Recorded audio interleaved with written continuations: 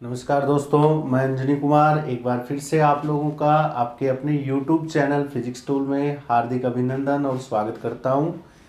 Read special science के video आप लोगों के लिए मैं उपलब्ध करवाता हूं। एक दिन मैथ का वीडियो आता है, एक दिन विज्ञान का वीडियो आता है। और आपको पता है कि कल हमने मैथ के वीडियो में घातांक वाला टॉपिक कंप्लीट कर लिया है, तो आज जो हमारा क्रम है वो विज्ञान के वीडियो का है। तो आज के इस वीडियो में हमने चर्चा करनी है गति के बारे में। और क्योंकि लास्ट वीडियो में हम गति के प्रकार पढ़ रहे थे और आपने ये बताया था कि गति के 3 प्रकार आपने पढ़े थे दिशा के आधार पर। पहला जो प्रकार बताया था वो एक विमीय गति के बारे में बताया था। दूसरा जो प्रकार होता है वो द्विविमीय गति के बारे में दूसरा गति का प्रकार है। और तीसरा जो गति का प्रकार है वो त्रिविमीय गति का प्रकार होगा। ठीक है, गति को हमने जब कोई कण गति क्या बताया था कि किसी कण की स्थिति में समय के सापेक्ष जब परिवर्तन होता है तो वो कण गति अवस्था में होता है। और दिशा के आधार पर 3 भागों में हमने इसको डिवाइड किया था। एक विमीय में हमने ये कहा था कि अगर कोई कण किसी सरल रेखा में गति कर रहा है, ठीक है, सरल रेखा में गति करता है तो इस प्रकार की गति एक विमीय गति होती है। सरल रेखा में जब भी कोई कण गति करेगा, जैसे हमने एक एग्जांपल लिया था कि अगर एक निश्चित रेखा के अनुदिश कोई बॉल लगातार गति कर रही है तो ये बॉल की सरल रेखीय गति कहलाती है, या इसको आप एक विमीय गति भी कह सकते हो।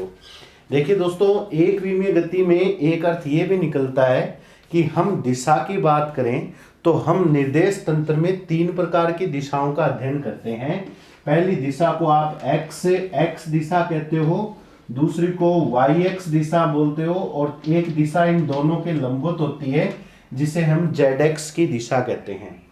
अगर कोई भी कण, कोई भी पार्टिकल किसी एक डायरेक्शन में गति कर रहा है, फिक्स डायरेक्शन, उसकी एक निश्चित दिशा है, तो इस प्रकार की गति को एक विमीय गति या सरल रेखीय गति भी कह सकते हो। जैसे सपोज करो कोई भी कण एक्स की दिशा में गति कर रहा है तो उसकी एक निश्चित दिशा है, वो केवल एक ही डायरेक्शन में गति कर रहा है। अगर कोई कण एक वाई एक्स की दिशा में गति कर रहा है या जेड एक्स की दिशा में गति कर रहा है तो इस प्रकार की गति को सरल रेखीय गति कहते हैं। ठीक है, ये चीज हमने लास्ट वीडियो में पढ़ी और इसको हमने एक विमीय गति नाम दिया। अब अपनी बात चलती है दूसरी गति पर जिसका नाम है द्विविमीय गति। देखिए, द्विविमीय गति में वो होगी अगर कोई भी कण गति करता है और गति करते हुए कण के लिए हमें ऐसा लगे कि 2 दिशाओं में परिवर्तन हो रहा है, कोई भी 2 दिशाएं। ठीक है, जैसे मैं यहां पर नोट करना चाहूंगा कि कोई भी 2 दिशाएं, जैसे मैं यहां लिख देता हूं, जैसे x या y में परिवर्तन, y या z में परिवर्तन, और एक ले सकते हो आप x या z में परिवर्तन। तो कोई भी 2 दिशाओं में गति करता है तो इस प्रकार की जो गति होगी वो गति द्विविमीय गति कहलाएगी। क्या कहलाएगी? द्विविमीय गति कहलाएगी। यानी किसी कण के 2 निर्देशांकों में परिवर्तन होना, कोई 2 निर्देशांकों में परिवर्तन होना द्विविमीय गति का उदाहरण माना जाएगा। ठीक है, अब देखो 2 निर्देशांक यानी 2 प्रकार की अक्ष हो गई, एक एक्स वाई या वाई जेड या एक्स जेड। जब कोई 2 अक्ष की बात करते हैं, ये एक्स एक्स की डायरेक्शन है, ये वाई एक्स की डायरेक्शन है, तो इन दोनों डायरेक्शन की बात करें तो ये एक तल बन जाता है। समझ में आ रही बात मेरी? ये x ये y, तो ये एक तल बन गया, दिखाई दे रहा होगा आपको। इस तल को कहते हैं एक्स वाई तल। इस तल को क्या कहूंगा? एक्स वाई तल कहूंगा। ठीक इसी प्रकार अब देखो जेड डायरेक्शन कौन सी होती है? जेड डायरेक्शन ऐसे होती है। ठीक है, हालांकि बोर्ड पर ये चीज हम प्रदर्शित नहीं कर पाते हैं, इसलिए मैंने जेड डायरेक्शन को यहां बता दिया। अगर अपने जेड डायरेक्शन को प्रदर्शित करें तो जेड डायरेक्शन या जेड एक्स जो है वो कुछ इस प्रकार होगी, लंबवत एक्स और वाई के लंबवत बाहर की ओर। तो जब ये इस प्रकार होगी, जैसे ये जेड डायरेक्शन है, ठीक है, ये वाई है, तो जेड और वाई के बीच में ये एक प्लेन बनेगा। प्लेन मतलब समतल। तो उसे कहूंगा YZ तल। क्या कहूंगा? YZ तल। लेकिन फिलहाल डायग्राम की बात करूं तो ये हमारा YZ तल हो जाएगा। नहीं समझेगा बात मेरी? क्योंकि ये ZX जैसे बोर्ड पर मैंने ये दर्शा रखा है, तो ये ZX, ये YX, तो ये बन जाएगा YZ तल। और ठीक इसी प्रकार ये बन जाएगा ZX तल। अगर कोई कण, अब देखो यहां ये जो तल बना है, इस तल में दो प्रकार की जो दिशाएं कह दो या दो प्रकार के निर्देशांक इसमें प्रयुक्त होंगे। जैसे इसमें XX के और YX के निर्देशांक आएंगे, इसमें YX और ZX के निर्देशांक आएंगे, इसमें ZX और XX के निर्देशांक आएंगे। तो बताओ कितने प्रकार के निर्देशांक यहाँ प्रयुक्त हो रहे हैं इन तल में? दो प्रकार के। तो मैं ये कहूंगा कि एक ऐसी गति जिसमें दो निर्देशांक बदलते हो द्विविमीय गति कहलाएगी। या फिर एक नाम ये और जोड़ दूं मैं इसके साथ, क्या कि यदि कोई कण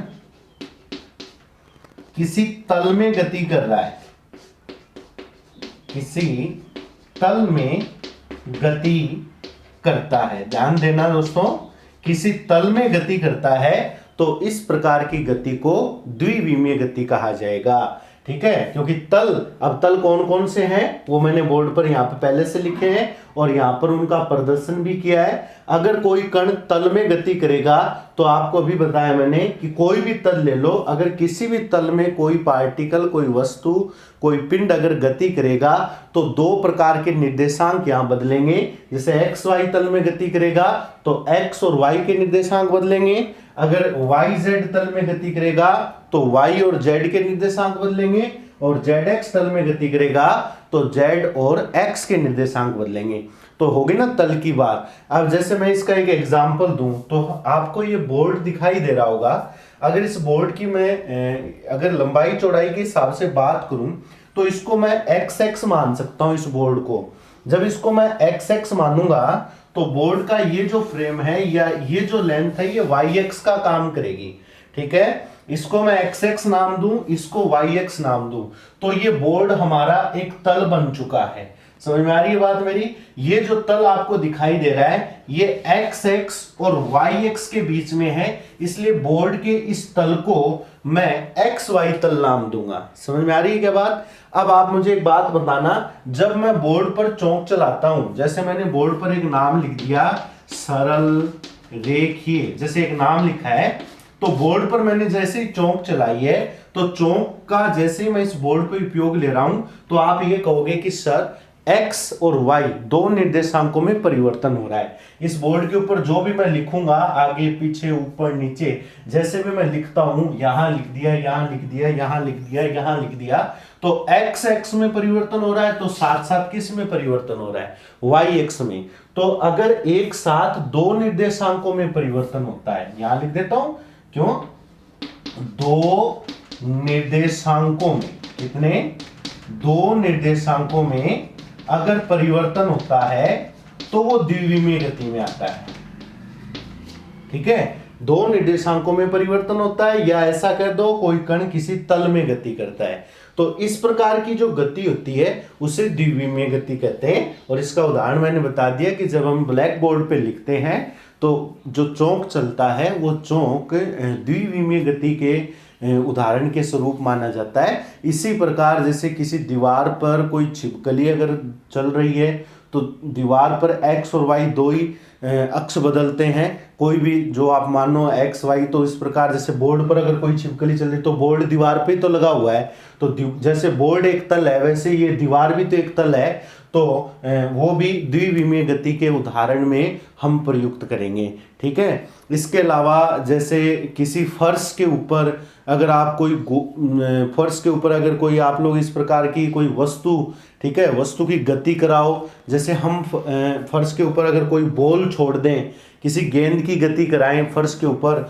तो वो गेंद जब फर्श पे गति करती है, फर्श की सतह पर गति करती है, तो दो निर्देशांक, क्योंकि हमारा ये जो फर्श होता है वो भी एक प्लेन यानी समतल की तरह काम करता है, तो वही दो निर्देशांक बदलते हैं, तो इस प्रकार की गति को हम क्या कहेंगे, द्विविमीय गति कहेंगे। बहुत ही सिंपल चीज है, बस आपको ये चीज समझनी है कि किस प्रकार एक विमीय गति होती है। एक विमीय गति में केवल एक निर्देशांक बदलता है। एक निर्देशांक बदलने का मतलब होता है केवल एक दिशा में परिवर्तन होना एक विमीय गति का उदाहरण होता है। अगर दो दिशाओं में लगातार एक साथ परिवर्तन होता है या दो निर्देशांकों में जब परिवर्तन होता है तो इस प्रकार की गति को द्विविमीय गति कहा जाता है। फिर एक गति और बच गई दोस्तों, जिसका नाम है त्रिविमीय। अब मेरे हिसाब से आप लोग इस तीसरी गति के बारे में आराम से समझ सकते हो कि अगर तीनों निर्देशांकों में परिवर्तन होता है, तीनों निर्देशांकों में या दिशाओं में कह दो, तीनों निर्देशांकों में परिवर्तन हो, अगर तीनों निर्देशांक साथ साथ बदलते हैं तो वो त्रिविमीय गति का रूप माना जाएगा। अगर मैं दूसरे शब्दों में ये कहूं कि यदि कोई कण मुक्त आकाश में गति कर रहा है,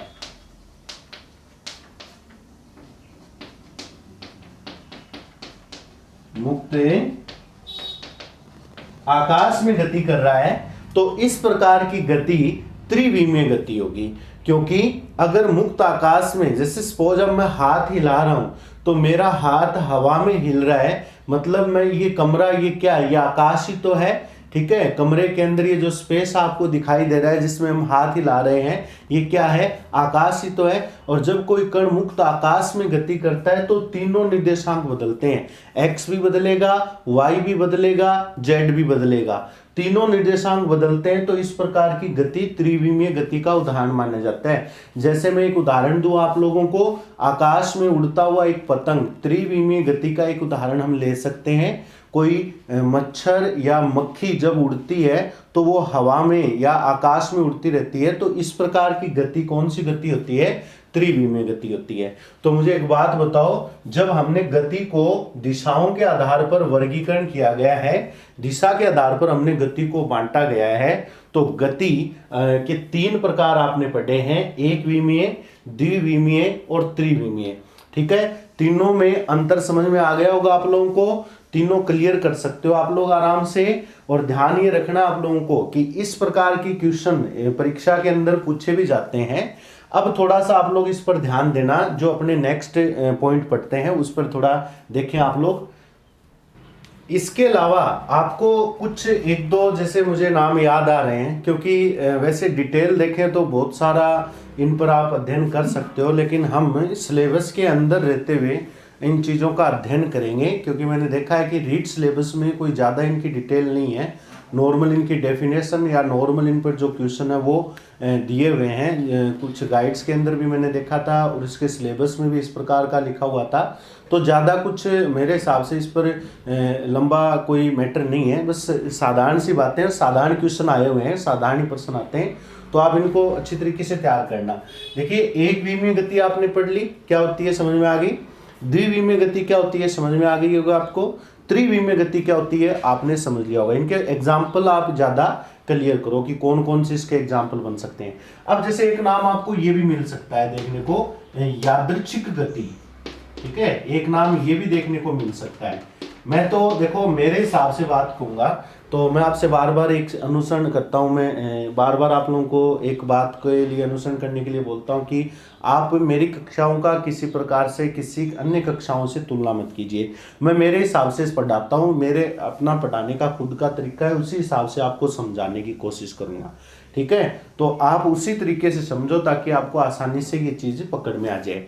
तो देखो, यादृच्छिक गति क्या होती है, अगर कोई कण जिसके गति करने की न तो कोई दिशा हो, ठीक है, अनियमित दिशा में और अव्यवस्थित रूप से अगर कोई कण इधर उधर गति करता रहता है अपनी इच्छा से अनियमित दिशा में, जिसकी कोई मतलब दिशा नहीं हो, आगे पीछे ऊपर नीचे दाएं बाएं, तो इस प्रकार की गति जो होती है वो यादृच्छिक गति होती है, ठीक है। समझ में आ रही बात मेरी। यानी एक ऐसी गति जिसमें कण की गति करने की दिशा और उसका जो पथ कह दो, ठीक है। न तो उसका कोई फिक्स पथ होता कि वो इस पथ पर गति कर रहा है, इस प्रकार वो गति करेगा, उसका न तो कोई निश्चित पथ होता, या ऐसा कह दो न उसकी कोई निश्चित दिशा होती। तो इस प्रकार की गति जो होती है वो यादृच्छिक गति होती है। जैसे इसका मैं एक एग्जाम्पल बताऊं आपको, इसका उदाहरण ध्यान देना। जैसे कोई मक्खी होती है, ठीक है, मच्छर या मक्खी होती है, तो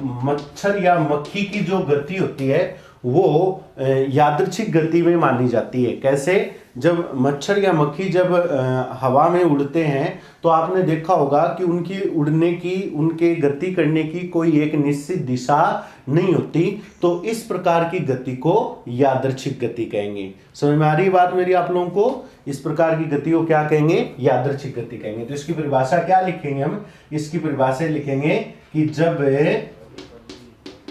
किसी कण की गति करने की दिशा निश्चित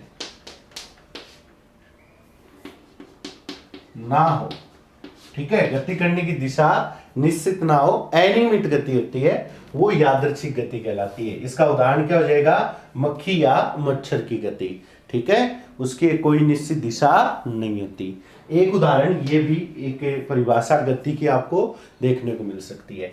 इसके अलावा एक शब्द और मिलेगा आपको जिसका नाम होगा वर्ताकार गति। ये गति के कुछ प्रकार मैं आपको बता रहा हूं, इन पर ध्यान देना, ठीक है।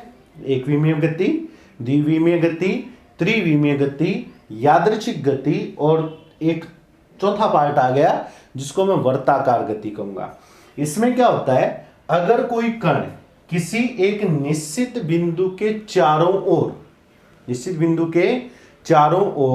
किसी एक निश्चित बिंदु के चारों ओर अगर घूम रहा है, एक निश्चित पथ पर घूम रहा है, तो इस प्रकार का जो उसकी गति का जो प्रारूप होगा उसे वर्ताकार गति कहेंगे, ठीक है। यानी एक सर्किल के रूप में, एक वर्त के रूप में हम कह सकते हैं, क्योंकि देखो इसमें नाम पता चल रहा है वर्ताकार गति। तो मतलब कोई कण अगर किसी एक निश्चित बिंदु के चारों ओर एक वर्त के रूप में, अब वर्त क्या होता है? गोलाकारित तो होता है, एक वर्त के रूप में। जैसे एक एग्जाम्पल के रूप में मैं ये बात कहूं, जैसे ये एक निश्चित बिंदु है और यहां पर ये कोई वस्तु है, ठीक है। अब ये वस्तु जब इस निश्चित बिंदु के चारों ओर गति करेगी एक वर्त के रूप में, तो इस प्रकार की गति को वर्ताकार गति कहेंगे। लेकिन इसके लिए आपको ध्यान ये रखना है कि इस गति के दौरान इस बिंदु, ये तो बिंदु हो गया, ठीक है, जो निश्चित बिंदु है, और ये हो गई हमारी वस्तु।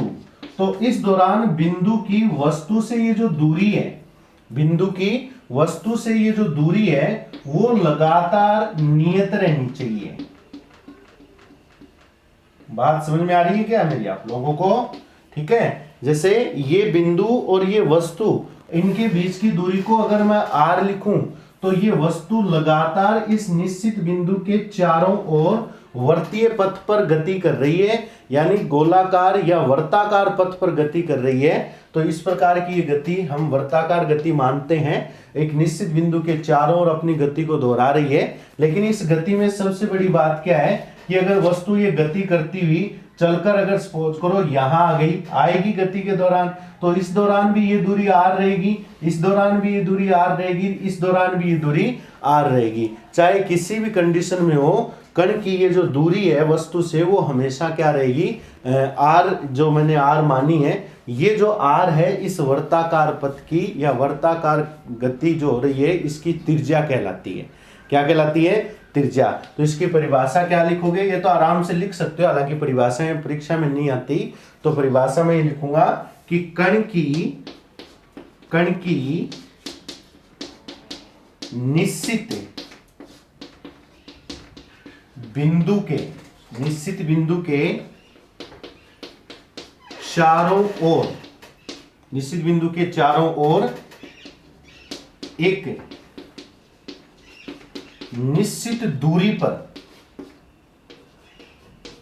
गति, निश्चित दूरी पर गति क्या कहलाएगी? वर्ताकार गति। ठीक है, कण के एक निश्चित बिंदु के चारों ओर निश्चित दूरी पर है। मतलब कहने का अर्थ है ये दूरी नहीं बदलनी चाहिए। समझ में आ रही बात मेरी? ये दूरी नहीं बदलनी चाहिए। तो निश्चित बिंदु के चारों ओर एक निश्चित दूरी पर, और वो निश्चित दूरी कौन सी है? स्मॉल आर है। ये दूरी निश्चित रहनी चाहिए। निश्चित दूरी पर गति होती है वो वर्ताकार गति कहलाती है। और ये जो निश्चित दूरी है, इस निश्चित दूरी को, यानी ये जो निश्चित दूरी किस किस के बीच में? कण या वस्तु कह दो, वस्तु तथा उस बिंदु के बीच की दूरी। ठीक है, समझ में आ रही बात मेरी? ये जो निश्चित दूरी किस किस के बीच में? बिंदु और वस्तु के बीच की दूरी है। इस दूरी को वर्ताकार पथ की त्रिज्या कहते हैं। वर्ताकार पथ की क्या कहेंगे हम?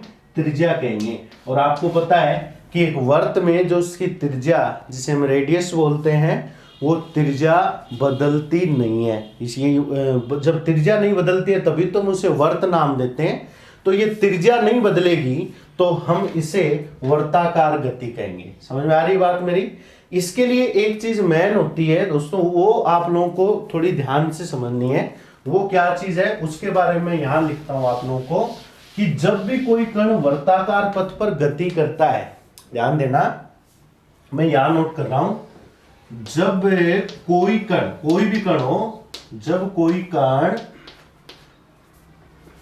वर्ताकार पथ पर, या वर्तीय गति कह दो, वर्ताकार पथ पर गति करता है,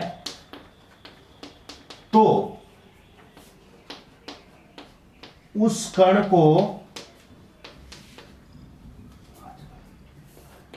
एक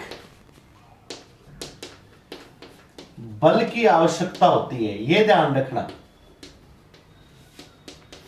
एक बल की आवश्यकता होती है। ठीक है, क्या लिखा है मैंने? जब कोई कण वर्ताकार पथ पर गति कर रहा है तो उसे एक बल की आवश्यकता होती है, जिसे अभिकेंद्रीय बल कहते हैं। ये एक नई चीज है, ध्यान देना आप लोग थोड़ा सा। जिसे क्या कहेंगे? अभिकेंद्रीय बल कहते हैं। और ये बल हमेशा केंद्र की ओर लगता है। ठीक है, ऐसे क्वेश्चन उठाता है, ध्यान देना। ठीक है, ऐसे क्वेश्चन उठते हैं कि वर्ताकार गति के लिए आवश्यक कौन सा बल होता है, तो मैं नाम लिख रहा हूं यहां पर अभिकेंद्रीय बल। ठीक है, और ये बल हमेशा वस्तु से केंद्र की ओर लग रहा है। यानी ये वस्तु है तो हमारा इस वस्तु पर जो अभिकेंद्रीय बल है, वो अभिकेंद्रीय बल इन वस्तु से केंद्र की ओर लगेगा, यानी केंद्र की ओर ये बल लगता है। अगर ये वस्तु यहां पर आ गई तो अभिकेंद्रीय बल फिर केंद्र की ओर लगेगा। अगर ये वस्तु यहां पर आ गई तो अभिकेंद्रीय बल फिर केंद्र की ओर लगेगा। अगर ये वस्तु यहां पर आ गई तो अभिकेंद्रीय बल फिर से केंद्र की ओर लगेगा। तो लगातार एक ऐसा बल जो वस्तु पर केंद्र की ओर लगता रहता है, ये जो बल होता है, इस बल को हम अभिकेंद्रीय बल कहते हैं। ठीक है, इस बल का मान याद रखना। इस बल का मान, अभिकेंद्रीय बल का मान याद रखना आपको, mv² अपॉन r होता है। यानी अभिकेंद्रीय बल कितना होता है? mv² upon r।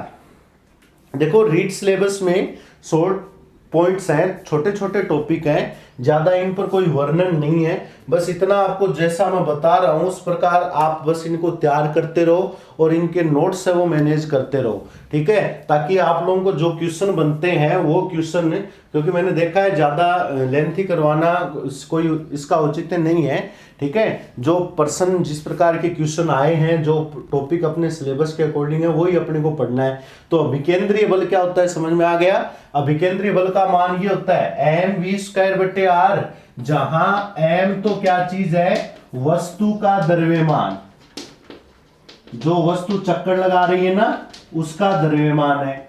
r क्या चीज है? वर्ताकार पथ की त्रिज्या है। ये जो वर्ताकार पथ की त्रिज्या है ये r है। ठीक है, और v क्या चीज है, कण का वेग है। जिस वेग से कण गति कर रहा है वो वेग है, लेकिन ध्यान ये रखना है ये वेग नियत रहना चाहिए। चाहे कण किसी भी कंडीशन में आ जाओ, चाहे वो यहां हो, चाहे वो यहां पर हो, चाहे वो यहां पर हो, चाहे वो यहां पर हो, वेग नियत रहना चाहिए। ये ध्यान रखना आप लोग। जब कोई कण वर्ताकार पथ पर गति करता है तो उसका वेग नियत होता है। ये बात भी इंपॉर्टेंट है। क्या, मैं लिख देता हूं यहां पर, वर्ताकार पथ पर गति करते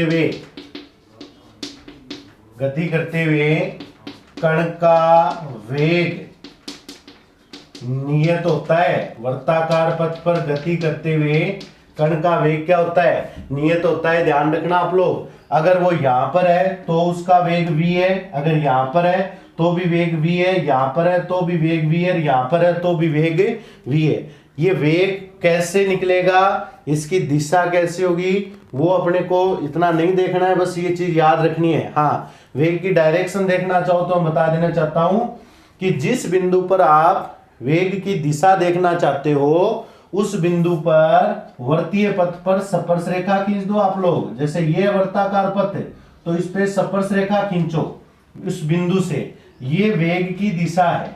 समझ में आ रही बात मेरी। और वेग एक सदिश राशि होती है, वो आगे मैं बताऊंगा। फिलहाल जैसे बीच में आ गए इसलिए मैंने चर्चा कर दी है, क्योंकि बार बार इसमें अपने को ज्यादा नहीं पढ़ना है। जो मैं यहाँ बता रहा हूँ वही आपको पढ़ना है, ठीक है। ये वेग है, ठीक है। फिर मैं इस बिंदु पर वेग की दिशा देखूं तो यहाँ पर आप स्पर्श रेखा खींचो, ये वेग की दिशा है। वैसे बल भी सदिश होता है तो बल पर भी मैं सदिश का चिन्ह लगा देता हूं। सदिश राशियों के बारे में मैंने शुरुआत में आपको बता दिया होगा, इसीलिए मैंने सदिश और अदिश की सबसे पहले चर्चा की थी दोस्तों, और आपने ये चीज पढ़ी भी होगी। ध्यान से देखना। अगर इस बिंदु पर आप वेग निकालना चाहते हो तो इस पर आप स्पर्श रेखा खींच दो, ये वेग की दिशा हो जाएगी। और अगर इस बिंदु पर वेग निकालना चाहते हो, यानी कहने का अर्थ है कि आप जिस बिंदु पर भी वेग की दिशा निकालना चाहते हो उस बिंदु पर वर्ताकार पथ पर आप स्पर्श रेखा खींच दो, वो वेग की दिशा होगी।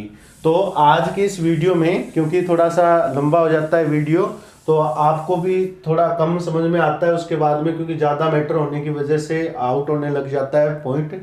तो आप जितना आपको बताया जाता है उतना आप क्लियर करने की कोशिश करें और ज़्यादा से ज़्यादा इसे समझें और इनको नोट करते जाएं, क्योंकि मैं वो उसी प्रकार मुख्य मुख्य बिंदु, यानी ऐसा इतना मैं कहता हूं कि कुछ छूटेगा नहीं, इतनी मेरी गारंटी है। लेकिन सिलेबस को मद्देनजर रखते हुए मैं आपको ये टॉपिक करवाऊंगा, तो जितना मैं करवाता हूं उनको नोट करते चलें आप लोग, और ज़्यादा से ज़्यादा वीडियो को शेयर और सब्सक्राइब करवाएं ताकि हम इसी प्रकार काम करते रहें। तब अब नेक्स्ट वीडियो में फिर मिलेंगे, तब तक के लिए धन्यवाद। जय हिंद, जय भारत।